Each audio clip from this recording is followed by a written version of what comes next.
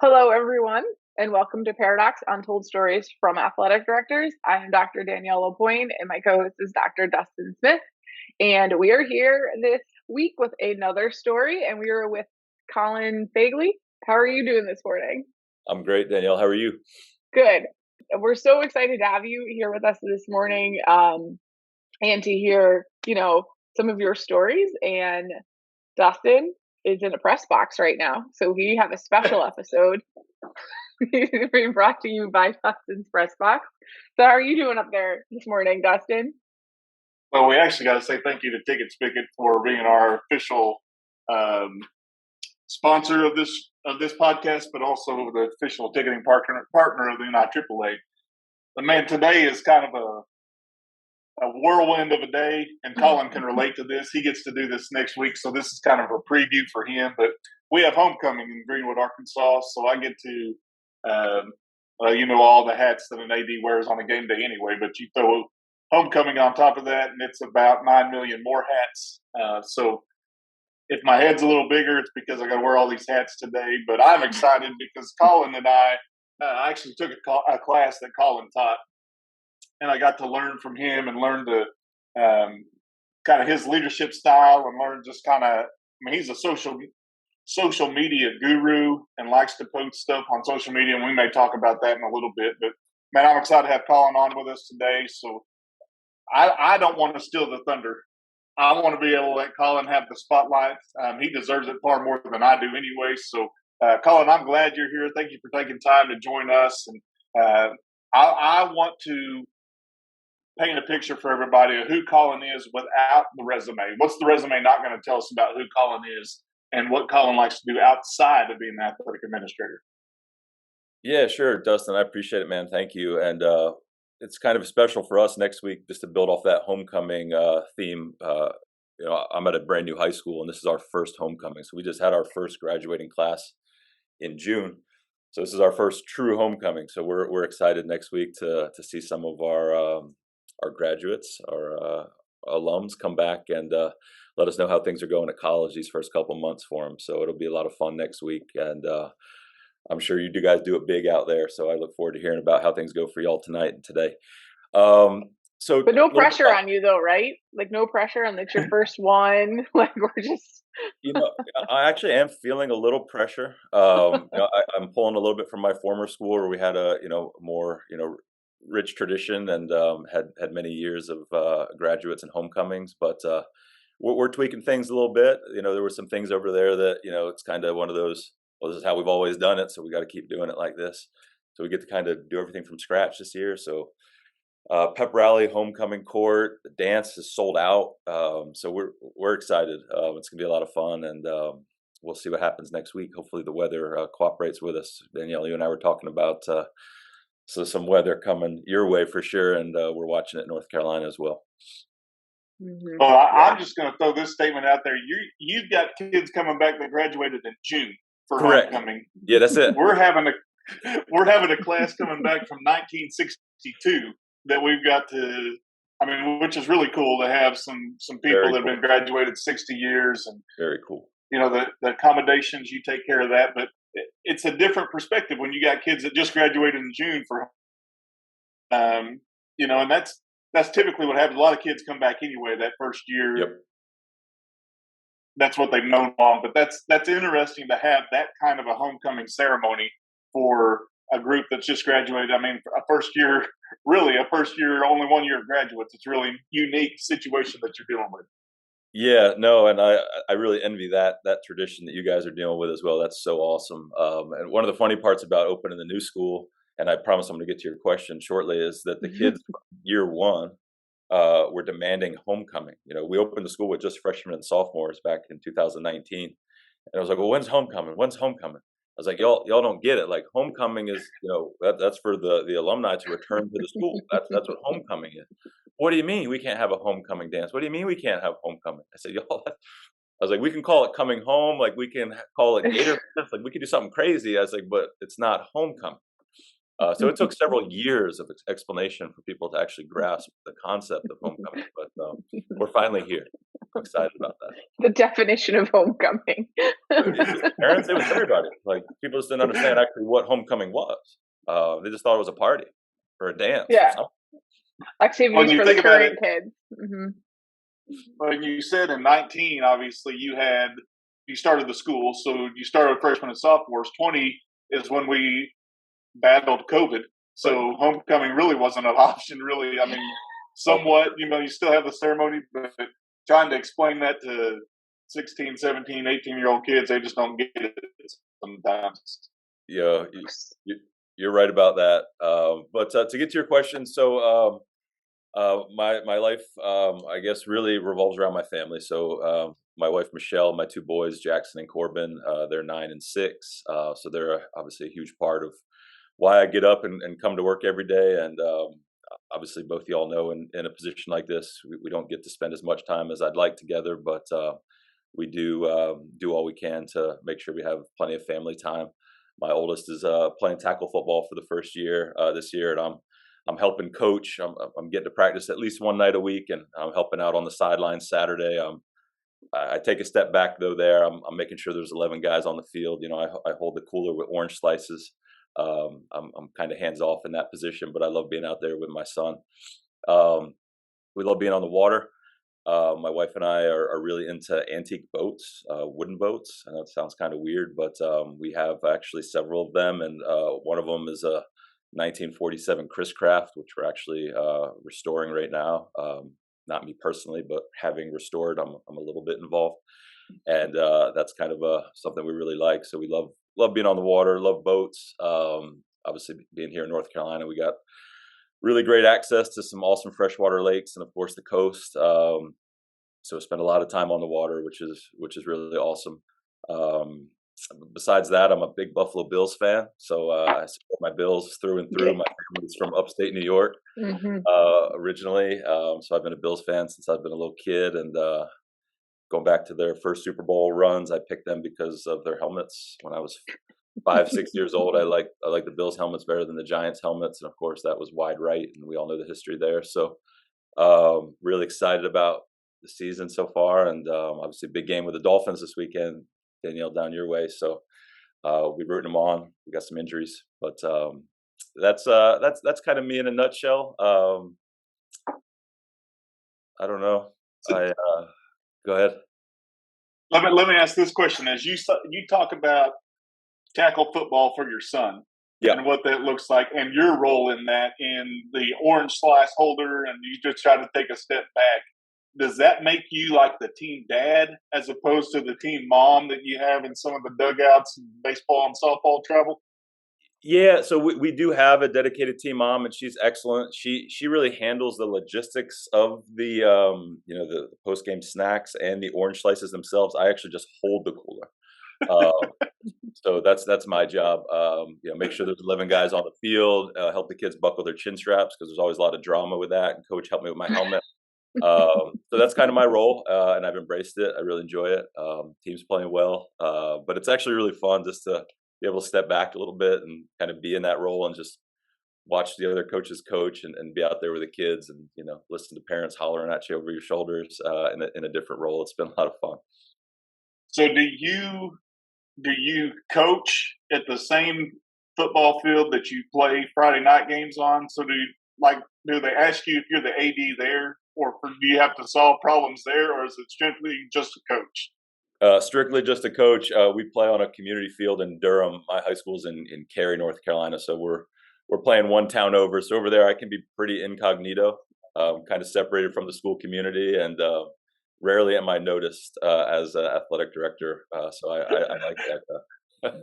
I am jealous of that because my daughter is a third grade cheerleader for our little league program, and when I come, they look at me to solve problems. Hey, Mhm. Dustin, the sound's not working. Hey, Dustin, can you get us chains? Hey, Dustin, the scoreboard's not working. So I don't get to go be a DAD. I get to go be the AD. And so sometimes I just have to say, hey, let me just be a dad instead of the AD. So I'm envious of that for you. It's a good setup. We got a great guy that runs the league, and anytime problems come up, of course, I'll try to help troubleshoot a little bit, just in my DNA. But I like to be able to just point over at somebody else and be like, "Well, you can ask Mr. Jeff that question." I don't know the answer to that.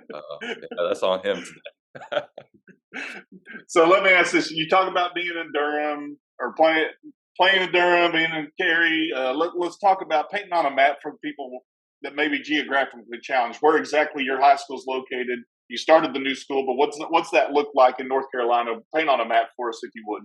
Yeah, so we're in central North Carolina. It's referred to by most folks around here as the Triangle. So that's Raleigh, Durham, Chapel Hill, and Cary pretty much sits smack dab in the middle of that triangle. So it's a very suburban community. Durham and Raleigh are kind of big cities. Of course, Chapel Hill is where University of North Carolina is, and of course, Duke is in Durham, and NC State is in Raleigh. So we're surrounded by some great universities and some great, college football, basketball, baseball, and Cary is just kind of a sprawling little town, we say, with 100,000 people, smack dab in the middle of that triangle area. It's the fifth biggest city in North Carolina, and it's growing rapidly. We have 3 high schools within a 3-mile radius, all of about 2,500 kids. So it's a dynamic place to be, great competition, and really enjoy working here.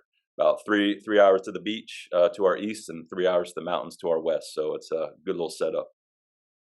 So being in the middle of the triangle, who do you pull for? NC State, North Carolina, or Duke?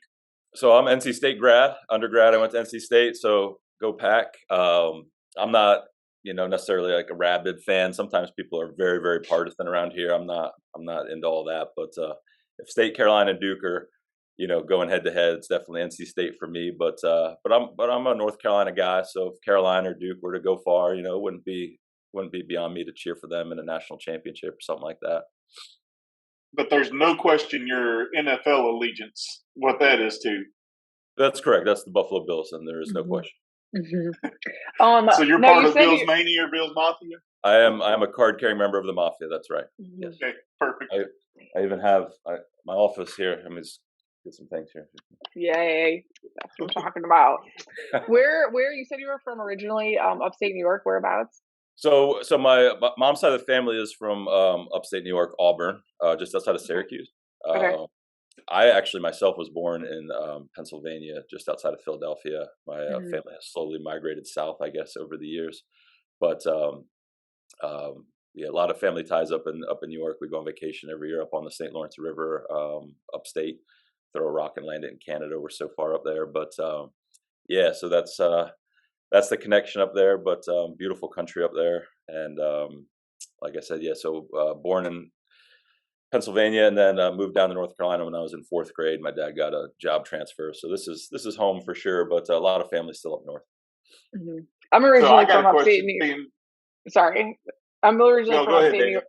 I'm originally from upstate New York as well, so that's why I was asking. But I went to school in Cortland, which is not far from Syracuse, and all of that before I moved down here to Florida. But my allegiance to the Bills has always been very strong since I was a little kid. I remember before Super Bowl disaster. I don't want to talk about that either. But this is the first time in a bit that we've been able to be very proud to be Bills fans. Normally, you kind of want to keep it on the side, but now it's a good thing. So yeah, I'm excited about this season and hoping they can pull through. Absolutely, no, very excited. Go ahead. Since you guys are both card-carrying members of the Bills Mafia, my question is: have either of you jumped through a table, like at a tailgate? Have you done any of that I see on TV that Bills Mafia does? So at the Bills games I've been to recently, I've taken a lot of videos of others doing table jumping, and I've shared them widely with my friends and family. But I'll make the pledge right here on this podcast that if the Bills win the Super Bowl this year, we can all get together and I'll jump through a table right here in my office at school. How's that? We want to record that on Paradox. You're going to come back on It's Paradox. already recorded.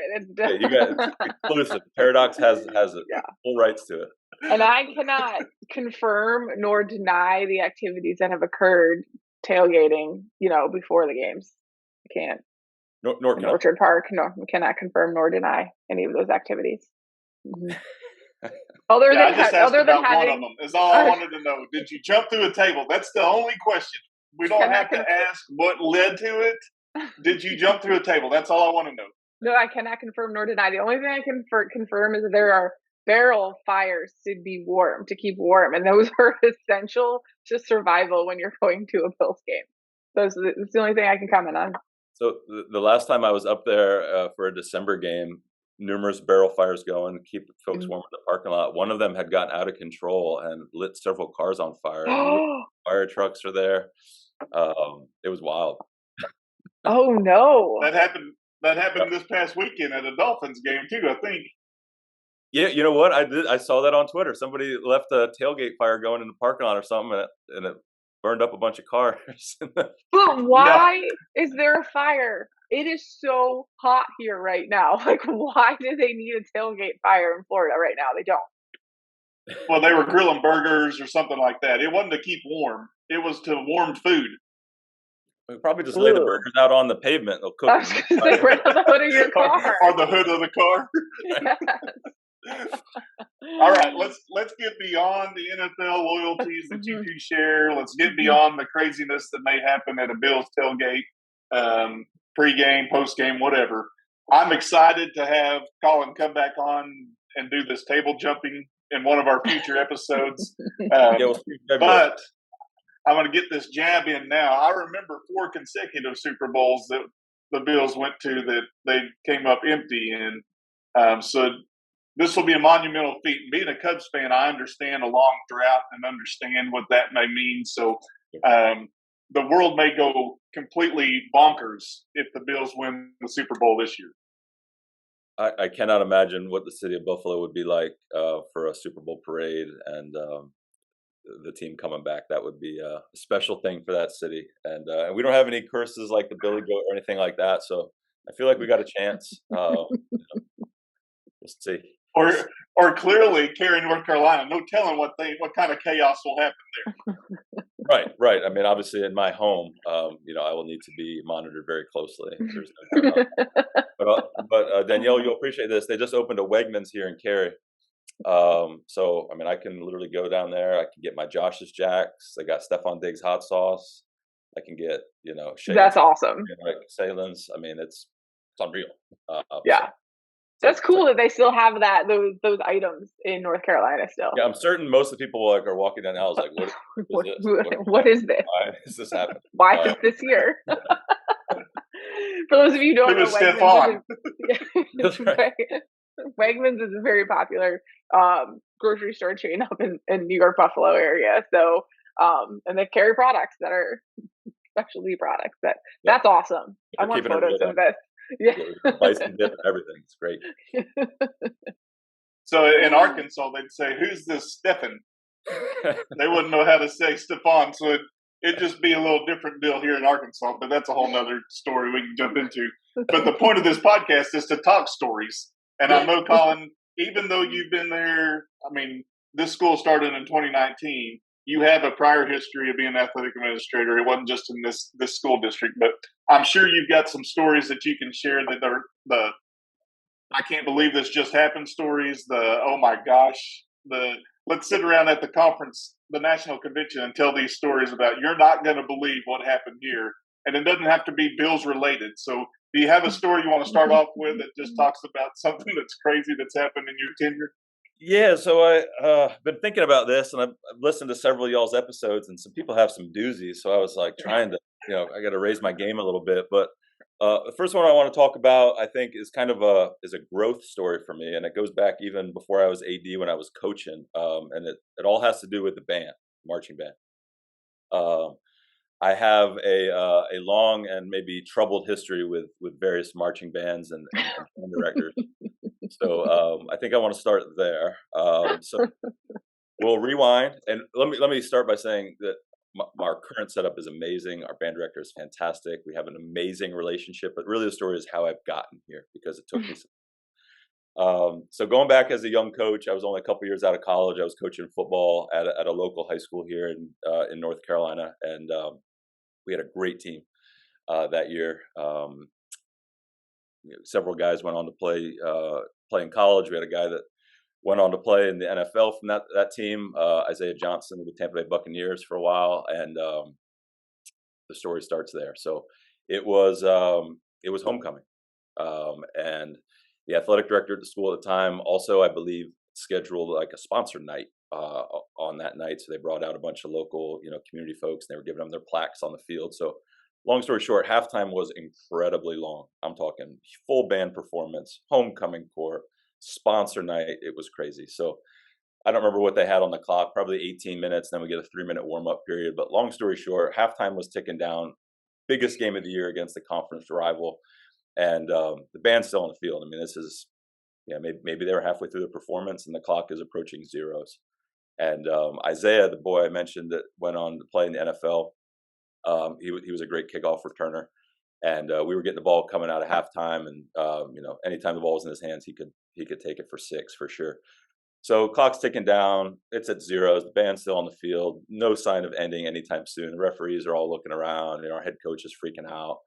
And of course, after another 30, 45 seconds, here comes the flag, and sportsmanlike conduct, halftime, band still on the field.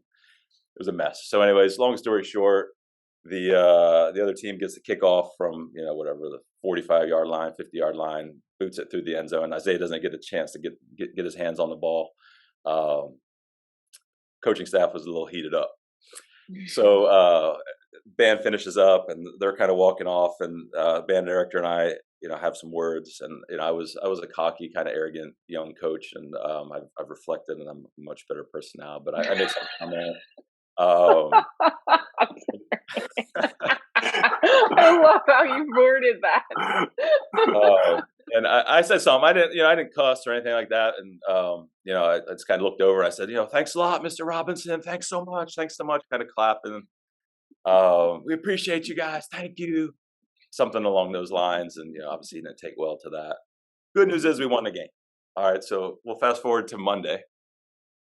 Get called down to the office, I guess, after I was teaching my classes, and it's principal, the athletic director, and the head football coach, and principal's, chatting with me, and he says, I want to hear about what happened Friday night. And of course, I said, well, halftime went too long, and the band was on the field. We got a big penalty.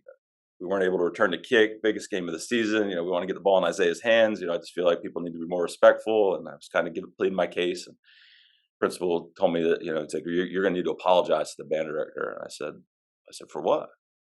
And he said, well, how you spoke to him. I said, well, Mr. Nelson's our principal at the time. I didn't curse at him, and I didn't make a scene. I just kind of let it be known that we were disappointed in things. And then the AD kind of fell on his sword and said, oh, it's my fault. We should have more time on the clock, and I'll take the blame. Principal's like, no, Colin, like you're going to apologize to the band director. And I said, well, I'll apologize to him once he apologizes to us. And he's like, what do you mean by that? I said, well, he needs to apologize to the team for getting us penalized. He's like, well, he's not going to do that. And I said, well, I'm not going to apologize then. So it was we kind of got to a little bit of a showdown over that. I did hold my ground. I never formally apologized because I feel to this moment that I was correct, that some sort of corrective action could have taken place to get the team on the field in the proper amount of time.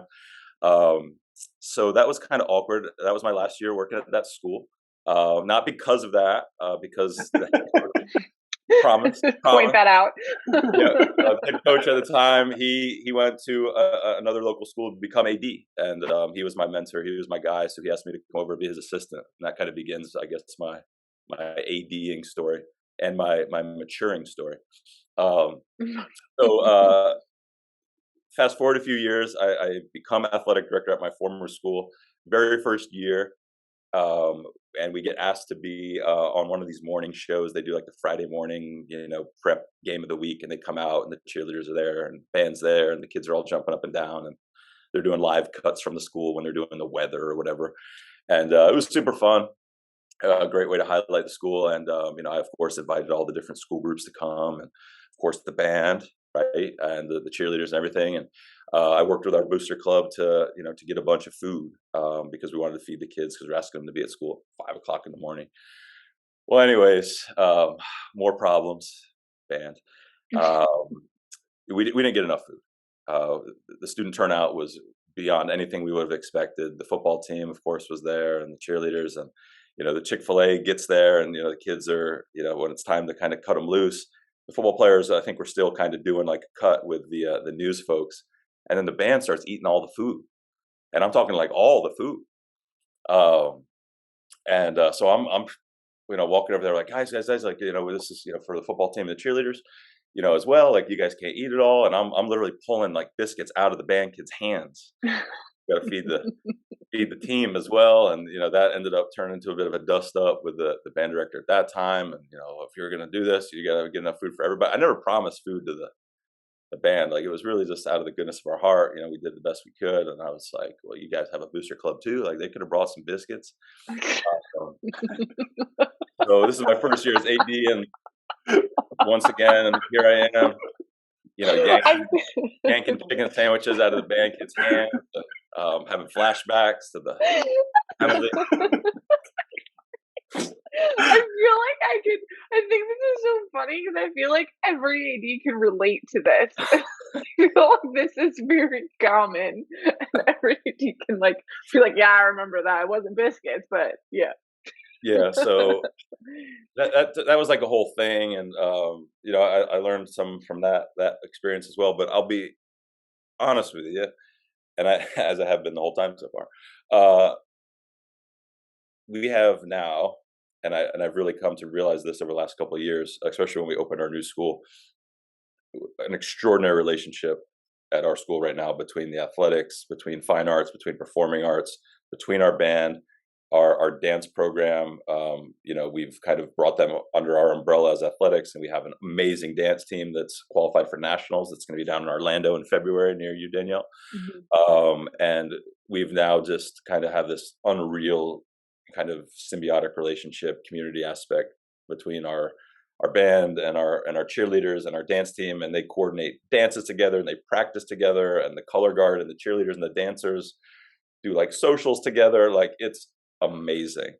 And took me several years to kind of understand the importance of this, but that type of relationship between those various student groups has really, really been an amazing thing for our school. So that's kind of the growth story that had some issues kind of coming out, but have really, I think, figured it out. And it couldn't be a better setup right now between athletics and the marching band and everything. So it took me some time to figure all that out and mature and grow as an AD, but right now it's just perfect.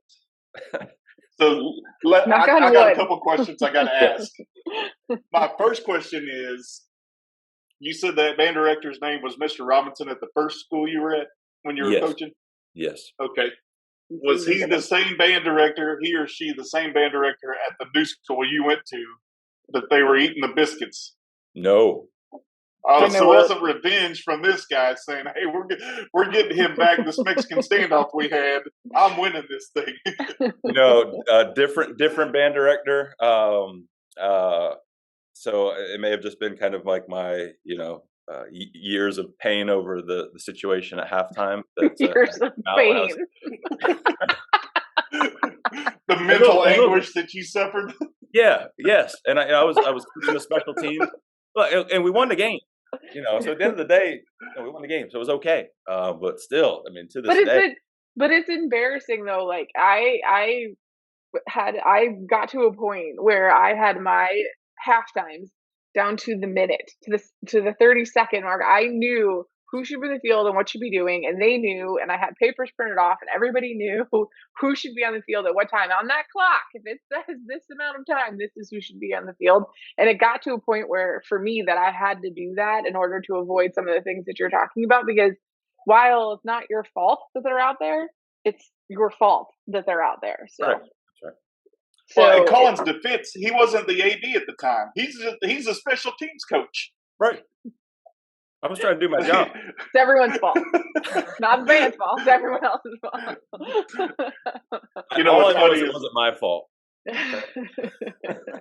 we talk about homecoming and the craziness that ensues because of homecoming. We do our ceremony before the game simply because of this. Situations like this, because halftime's going to take so long. But my empathy or sympathy, whatever you want to say, I understand that those band kids, that's their performance. Yes. That's their time in the spotlight. Yes. And they may not have had as much time as they wanted because of all the other ceremonies that go into that. And so it's a happy medium. So I guess now, fast forward into where you're at now, Colin, and the lessons that you learned in that moment that have helped you as an AD now. What do you take away from that situation when you were a special teams coach and the penalty happened and you had your standoff with the principal and you weren't going to apologize? What have you learned in that time span to now that you implement now that say, because of what happened there, I'm going to make sure this doesn't happen again? Yeah. So obviously, what Danielle said is really important. Just having things heavily scripted, planning out your halftime to the minute is very important.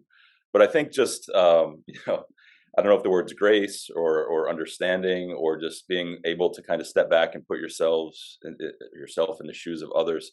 Our marching band is extraordinarily talented. I mean, they're unreal. Like our halftime performance is special. It's incredible, and what that group brings to our Friday night environment, and their families, and everything that they contribute to the school is amazing. And I agree with you completely. They deserve their time in the spotlight too. And just because that's tied into a varsity football game doesn't make it any more or less important. And we want to make sure that we showcase them the best that we can as well. I think it's just working, for us having that kind of mindset where it's not just tunnel vision, it's not just athletics, but thinking bigger picture, thinking school wide. The band director and I work incredibly well on getting them time out in the stadium before big competitions. They use our baseball field for much of their preseason and summer training and things like that. And we've worked that out. We got a great relationship with that, and our baseball coach is on board, and everybody's really symbiotic with that. So I think just understanding as an AD that the school and your job is athletics, and you want to make that program the best it can possibly be, but also understanding that you got a lot of kids in your school that aren't involved in the athletics program, and they got their hands and in different things, and it's all of those things combined that make a high school great and really make that high school experience something of value for the kids. And just being able to step back and appreciate that, and just know that as much as you want everything to kind of funnel through and run through the lens of athletics, that there's a much bigger picture there, and to be able to step back and understand that, I think something I've learned over the years.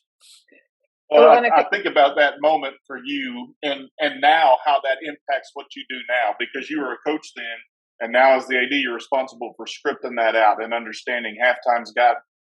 I know you want the spotlight, but you only got 20 minutes. And what I tell, we have a lady here who does our homecoming stuff. She does all the pep rallies. She gets the court together. She knows that whole scenario, writes the scripts.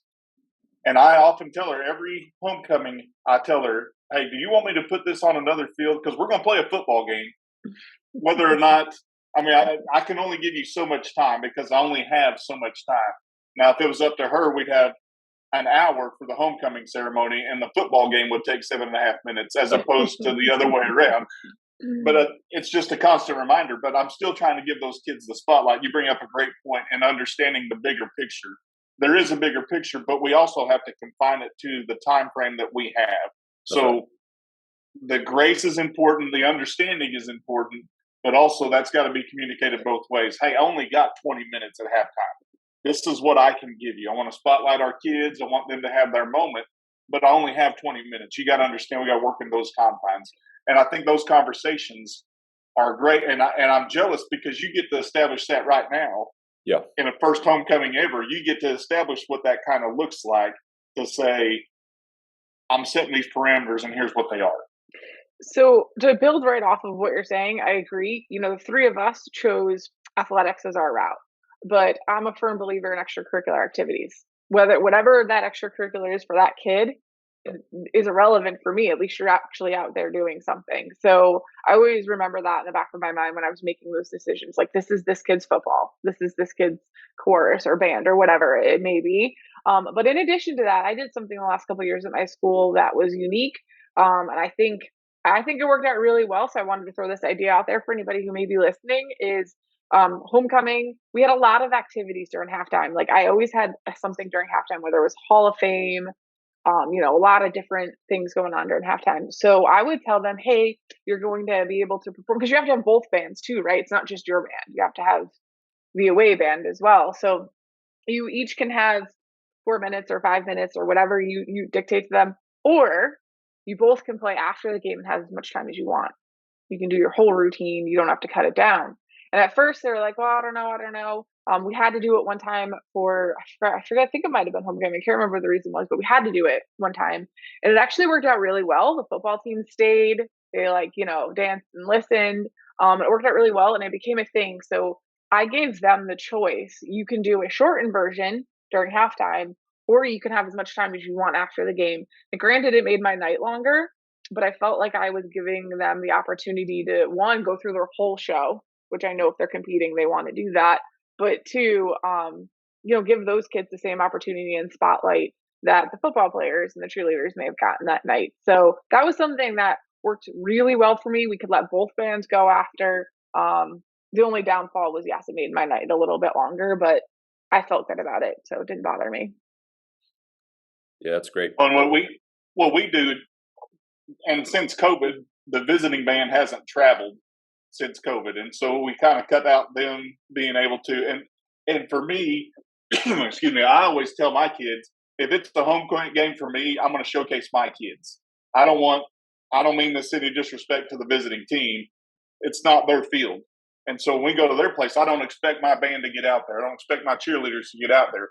But when it's a home game for me, I get to showcase my kids and give them that opportunity. Now, if they're only going to take 2 minutes for a band performance, like early in the year, our band builds. So they may do one of their songs or two of their songs for their show.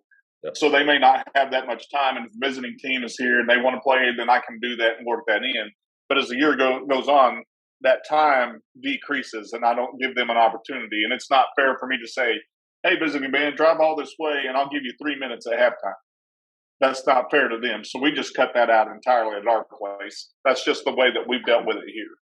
That was not an option for us. That we were told that visiting bands will all be performing. So, yeah, but different areas, right? You got to figure out what works for you in your area. Absolutely.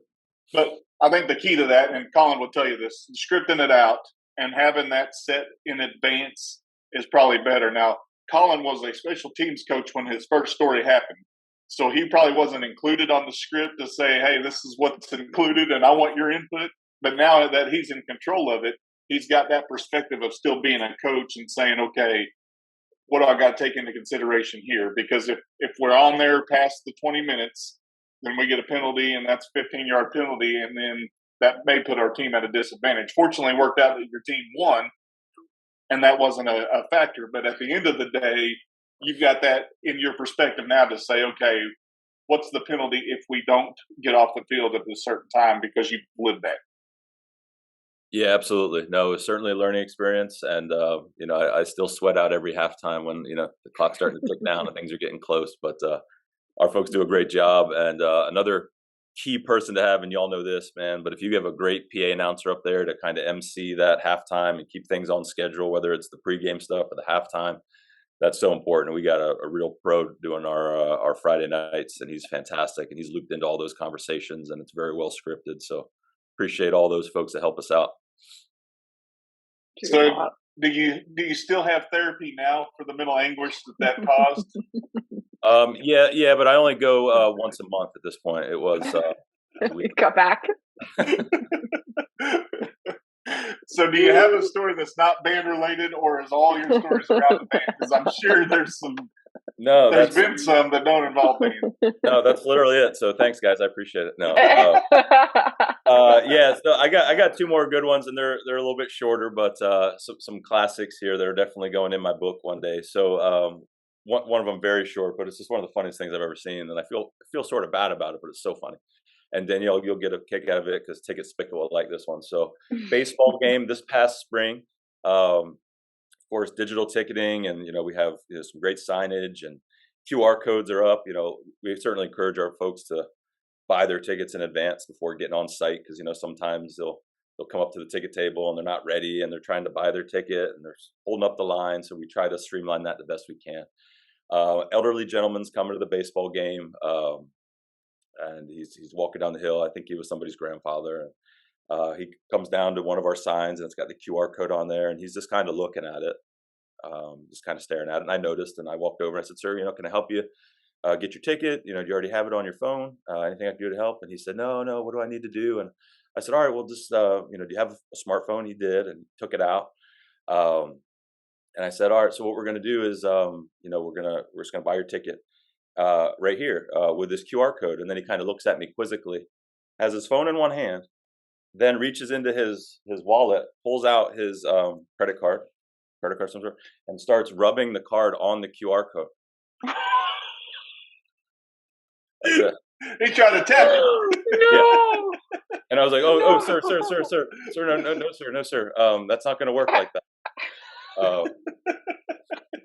And so some of the stuff you see with some folks, even some of the younger folks with the digital ticketing, is something. It's like it's been almost 3 years now since our district has been essentially cashless at the gate, and you'll still have folks come up rubbing credit cards on QR codes, trying to pay with cash, yelling at the ticket takers about why you don't take cash, taking actual physical pictures of the QR codes, not scanning them, but taking numerous photos of the QR code and wondering why it's not working. That happened last night. It's just it's really something. And then and sometimes I just want to say to people, like, we have the Carolina Hurricanes, NHL team in town, and of course lots of concert venues, and of course, as we talked about, lots of universities. I said, y'all, it's like, just right now, like in modern society, where do you just walk up with a wad of cash and just be like, let me in? Like, is that how you go to a concert? Like, is that how you go to a Hurricanes game or a State game or a Carolina game or a Duke game? Like, no one does that. Like, what? Why does it have to be so like archaic at the high school? It's crazy. I feel like if I saw someone run their credit card on the QR code, I would have been like, "You can come on in. It's okay. We're good for tonight. Yeah. Get you next week." Yeah, I think about that story, and I have one from a fellow AD. I went and toured his campus and wanted to spend some time, just some professional development, and learning from him. And he's like, "All right, let's go to lunch." I said, "All right, let's go." So we're going. He's like, "Oh man, I forgot my wallet." So we're walking in the door. He said, "Man, I forgot my wallet." He said, I just keep my wallet on my phone now." And I said, "Well, you got your phone?" He said, "Yeah, I got my phone." I said, "How does that not work? I mean, you've got your wallet on your phone. You can you can pay from your phone. That's stuff that this technology." I said, "I don't know why you got the wallet on your phone and not use the wallet on your phone, but sometimes technology just it eludes people. I don't understand how that was his wallet. He could have used his phone, but he didn't. So I think it was his way of just swindling me for lunch. But I was at his place, and he invited me to go to lunch. So I thought, maybe he was going to buy, but apparently his digital wallet didn't work. You think everyone's going to buy you lunch, Dustin?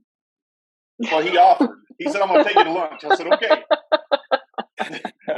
And I guess he meant he was just going to physically take me to lunch and then let me buy his lunch. I'm going to clarify that. Yeah, we've had some madness at the ticket gate over the last few years, and it's obviously part of it falls on us. It's an education process, right? So just making sure our people know what is expected. Have your tickets up, ready to validate. We have a couple different lines for passes and tickets, and we allow all of our in-season student athletes into our home athletic events in for free. So we have a separate line for them where they can get verified. So we have a pretty good system in place. It's just sometimes folks will there's for a reason don't want to follow the rules or pretend they don't apply to them sometimes, and that can be a challenge. Same thing would happen if you were accepting, cash. Then why don't you have digital? I mean, I can't remember how many times people would show up without cash, and then why do you guys take card? Why don't you take card? Why can't you take this? Yeah, so it really doesn't matter what you do. You're going to have that. I switched the way I did my gates. So I moved somebody to the outside of the gate. Like, that was never a position before, but I moved someone to the outside, and I was like, "Hey, get your green button ready. This is what you got to do. This is the screen you want to be on before you even get up to the line." And that for me was massive. That changed the whole ball game because now you didn't have those people coming up wondering what to do. They were taken care of before they even got to the line. So that was just like a Well, we tip that worked really well for Yes. me. Do the same thing, and I couldn't agree with you more. That's you got to have that person out front, just doing traffic control, giving instructions, getting folks ready as they approach the gate. It's a huge time saver. Yeah, You for know, sure. the amazing thing to me is we talk about education based athletics and it's an education process. Well, if you go to the classroom, you don't throw somebody in calculus right off the bat. They've got to build up to that. And yet we expect them with the technology advancements True. to just jump right into calculus and not have the prerequisites leading up to that. So sometimes that education process falls back on us. We That's can't right. just claim education based athletics when it sounds good, but the ticketing process is part of that process. And we're going to have those bugaboos all along. And people are going to get up and say, all right, why are you doing this? I've got cash. Does cash not work anymore?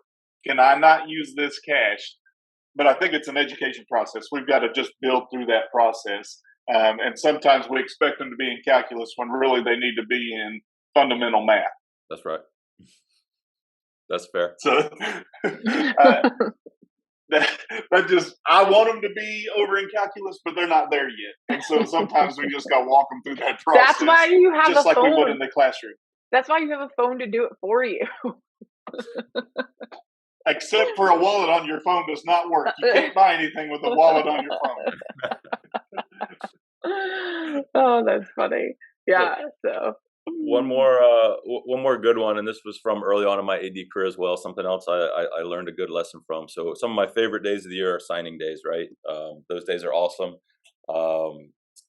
We do a big event at school with the backdrop and the tables, and the parents bring in food, and we do a reception and bring in all their friends and do a really nice signing day ceremony a couple times a year, which is really great. And we got to do our first ones here at Green Level last year, of course, with our first graduating class. But as a second year AD at my former school, we were doing those as well. And we had a young man who was signing to play football. And I'm going to do air quotes, signing to play football. And I didn't at the time, really think about it too much, which was my own fault. But kind of a trust but verify situation. Young man signs, and he's going to play ball, and goes through the entire signing process, and has the hat, and does the signature and all that good stuff. And with several of his peers, I think there was 8 or 10 kids at that particular signing ceremony, and it was great. And then a couple days later, a head football coach comes out of my office. He said, "Hey," he's like, "I'm not gonna use names on this one, but he's like, so and so, I just got a call from the football coach up there, and they don't have any idea who he is." I said, "What do you mean, coach?" He's like, "Yeah, they didn't offer him anything. He's like, they don't even know who he is. They said they saw something on social media." I was like, "What?" He's like, "Yeah, yeah, yeah." He's like, "So, he's like, that ain't legit." Um, so like this kid was all in too. Like he had the hat, like the T-shirt. Like I'm pretty sure his parents like had like decorated his little table with like stuff, and it was all made up. The whole thing. Did the parents know that it was made up, or were they in on it? You know, I think they were kind of in on it a little bit. Yeah, it was like a conspiracy, I think. There's yeah, involved. Based on kind of like the discussions we had afterwards, I feel like there was no way that they couldn't have been at least a little bit in on it. If not in on it, like they weren't asking any questions at all about their child's future plans, and were just kind of along for the ride. So that was pretty crazy. The young man actually did end up walking on at a local university and actually had himself a halfway decent college career. Not at the place he signed. Wait. So he didn't even end up going to that school? No, Oh, I thought So, maybe he was just going, just not playing football there, but he didn't even go. no. I so, don't know if he so applied my there. question is, was it Bishop Sycamore? Because I've seen a lot of people sign with them. It was not Bishop Moore. It was an FCS school in the Northeast, and yeah, it was a really crazy experience. So now I'm much more diligent with our signing days. I need to see something in writing. I need to see some tangible proof that, hey, this is actually a legitimate offer. Hey, an email from the coach, something from the admissions office, the NLI, whatever it happens to be. We just got to make sure we're doing things the right way, because we don't want to be out here, promoting something that's perhaps completely utterly fake. So Wait, I learned from wait, that wait, significantly.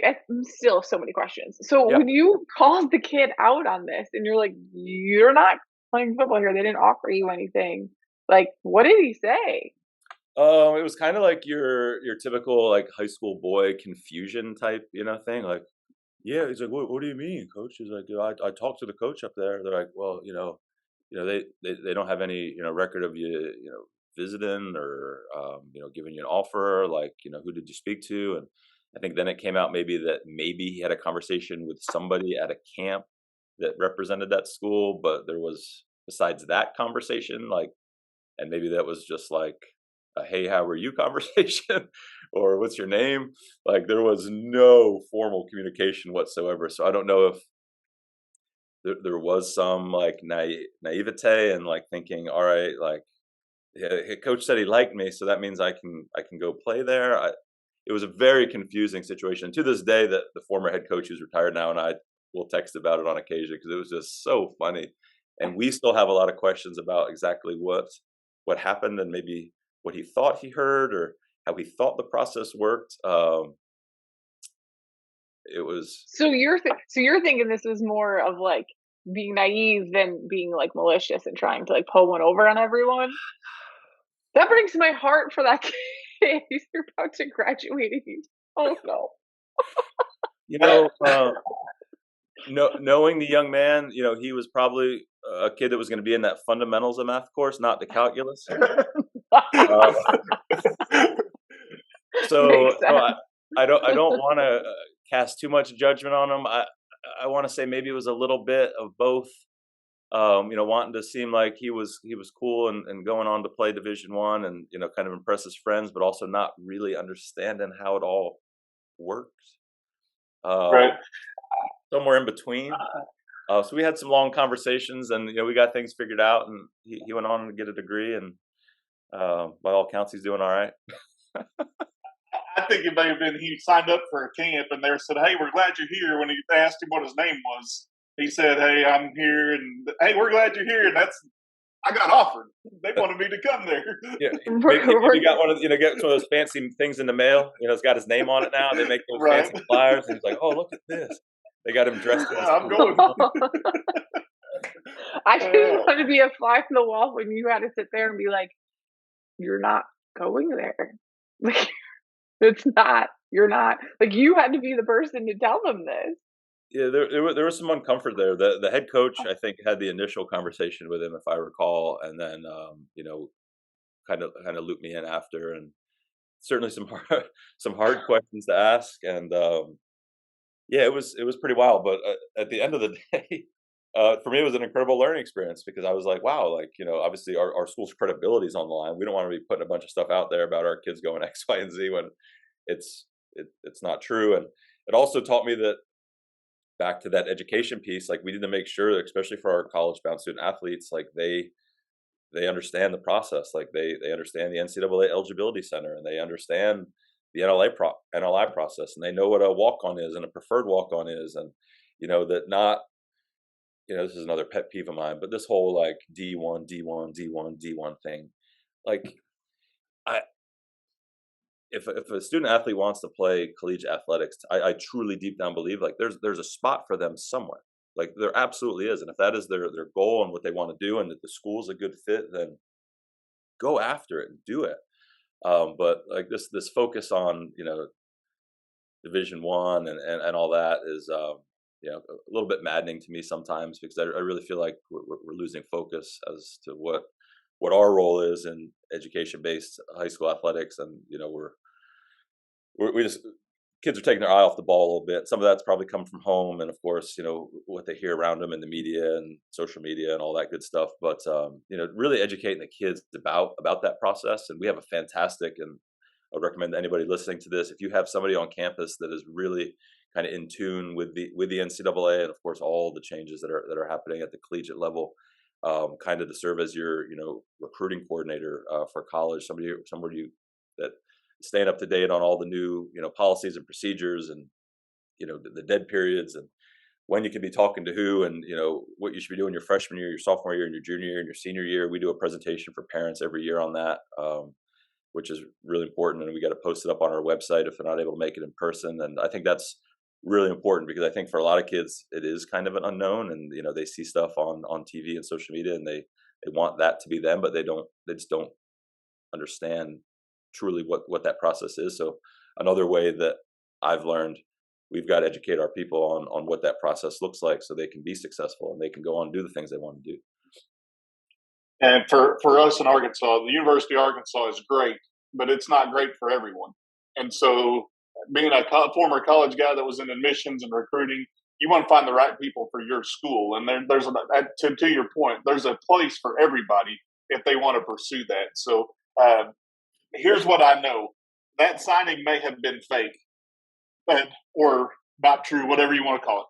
But what is true is, if you want to follow Colin on social media, Green Level, he takes it to the next level with his social media stuff. And I will recommend you following him and what he does to promote his school, promote his district, promote his kids on social media. So you need to follow Colin. And Colin, can you give the people listening your Twitter handle or your school's Twitter handle where they can look at it and follow what you're doing? Well, I appreciate that. And just like all of us, I'm looking around at what other folks are doing at the high school and college level and trying to emulate some best practices. But yeah, at Green Level, we're at G_L_athletics, at G_L_athletics. And that's on Twitter and Insta. So we certainly appreciate any follows, and always looking for the next best idea out there for sure. I'm a follower. I keep up with what you do. And again, this goes back to when I took a class with you and Darren Coe teaching the class. I sat through the class and was just impressed with what you do and how you do things. So it's worth your follow. If you're listening on Spotify, get on Twitter, go Colin. But however you're watching or listening to this platform, you'll be better off because of what they do. It's a challenge for me every day to look at that and find out what they're doing. And then you'll appreciate this, because if I'm not mistaken, are you not the Alligators, or do you have a gator as your mascot? The Gators, that's right, yeah. And we got some therapy going for Danielle with some gator encounters that she's had, but being in Florida. But I'm just telling you, it is worth your follow to get on there, and it's worth your time to follow Colin and Green Level and what they do, because it is phenomenal. It's like a college social media platform, what they do. It's really impressive, and I can't say that loud enough, because I think they do a really good job with what they do in social media and promoting their kids in their school. Well, that means a lot, Dustin, for coming from you, man. Appreciate that. Thank you very much. I also want to say thank you for jumping on here, Colin. I know we've discussed this for a while. I appreciate it, man. I had a blast, and I know homecoming's coming for me, but I know it's really approaching for you. And I look forward to hearing a story from you about what happened in a week for you, and just how that new situation happens and how that unveils, and the stories that'll come from that. So I look forward to connecting with you, and we'll continue to connect via this platform, but also social media. But then in Nashville, I want to be able to sit and have a conversation with you and say, hey, tell me what took place that first one, and things that you would do differently now because you've experienced it. I look forward to that very much. I will certainly have some stories that comes out of it. I'm no doubt. And yeah, can't wait to see both y'all in Nashville. It's coming up here. Before we know it, we'll be out there. It's gonna be awesome. Yeah, it's coming up quickly. It is. Absolutely. Well, thank you very much for your time today, Colin. I appreciate it. I appreciate you. I appreciate Ticket Spicket, who does sponsor all of our episodes and makes this possible. So thank you to you, and thank you, Dustin, for your high rise, I guess, recording in your press box. Right. Yeah, I'm here with all my friends in the press box, but the chaos is about to take place outside for the pep rally and all that stuff. But man, Colin, I appreciate you taking the time. Danielle, thank you for reminding me to get on here. My apologies for my delay, but I appreciate your patience and your grace. As we found out, Colin has some of that now. Maybe not so much when he was coaching, but thanks for your grace in that situation. Thank you guys so much. Have a great day. Yeah, thank you. You too, brother.